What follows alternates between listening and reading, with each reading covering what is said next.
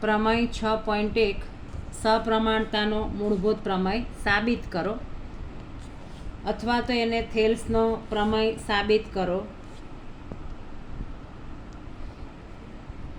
અથવા તો જો ત્રિકોણની કોઈ એક બાજુને સમાંતર દોરેલી રેખા બાકીની બે બાજુઓને ભિન્ન બિંદુઓમાં છેદે તો તે રેખા તે બાજુઓનું સમપ્રમાણમાં વિભાજન કરે છે. હવે પ્રમેય હોય એટલે પક્ષ, સાધ્ય અને સાબિતી. તો સૌથી પહેલાં આપણે એક ત્રિકોણ દોરીએ. આ બીસીને સમાંતર રેખા એક ડીઈ દોરીએ. તો અહીંયા બીસીને સમાંતર રેખા ડીઈ એ એબીનું ડીમાં અને એસીને ઈમાં છેદે છે. તો હવે આ જ વિધાનને આપણે પક્ષ તરીકે લખીએ. તો પક્ષ લખીએ કે ત્રિકોણ એબીસીમાં બીસીને સમાંતર રેખા એબીને ડીમાં અને એસીને ઈમાં છેદે છે. હવે પક્ષ હોય પછી આપણે પક્ષ પછી આવશે સાધ્ય. તો અહીંયા સાધ્ય જે છે, પક્ષ એ રકમ કહેવાય અને સાધ્ય એ જવાબ કહેવાય. તો અહીંયા આપણે આકૃતિમાં જોઈ શકીએ છીએ કે આ ડીઈ રેખા દોરવાથી આ એબી રેખાનું બે ભાગમાં વિભાજન થાય છે. એક ભાગ છે એડી અને બીજો ભાગ છે ડીબી. તો અહીંયા એડીના છેદમાં ડીબી, એવી રીતે એઈ અને ઈસી. તો કે એઈ છેદમાં ઈસી, આ સાધ્ય.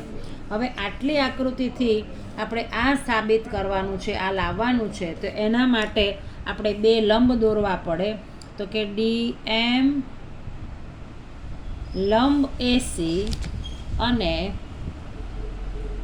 ઈએન લંબ એબી દોરો. અને બીજું તો કે બીઈ અને સીડી જોડો. તો હવે આપણે સાબિતી કરીએ. તો સાબિતીની અંદર આપણે લખીએ કે ડીએમ લંબ એસી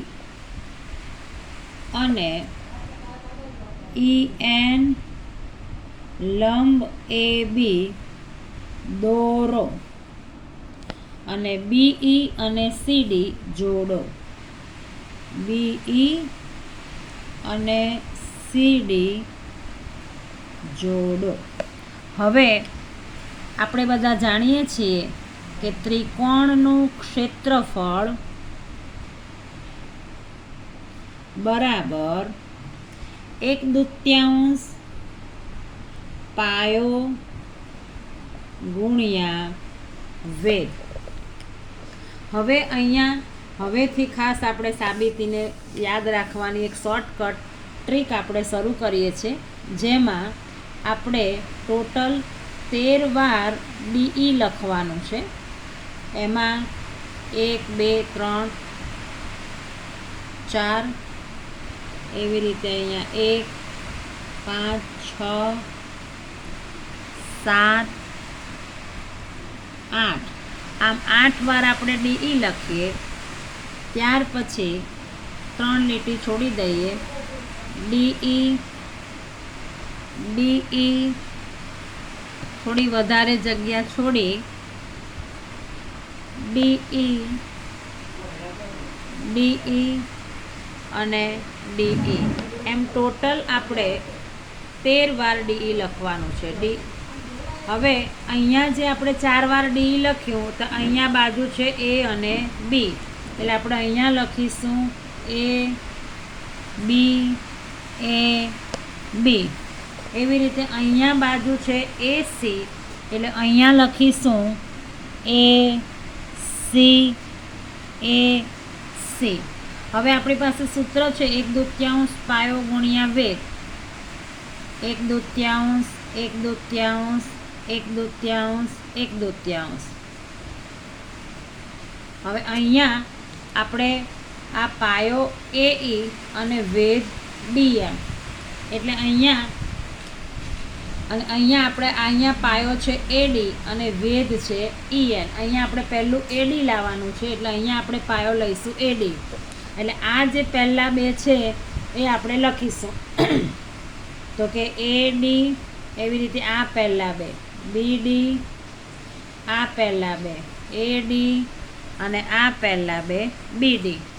એવી રીતે અહીંયા આ પહેલું ને છેલ્લું, એટલે અહીંયા આપણે બરાબર બરાબર બરાબર 1/2 1/2 1/2, અને અહીંયા આપણે જે પાયો લઈશું એ AE. અહીંયા પાયો છે CE, આ AE અને આ CE. હવે અહીંયા જ્યારે પાયો AD છે તો વેધ EN છે, એટલે અહીંયા આપણે ચારે વાર લખી દઈશું EN EN EN અને EN. એવી રીતે અહીંયા પાયો AE છે અને વેધ છે DM, એટલે અહીંયા આપણે 4 વાર લખી દઈશું DM DM DM DM.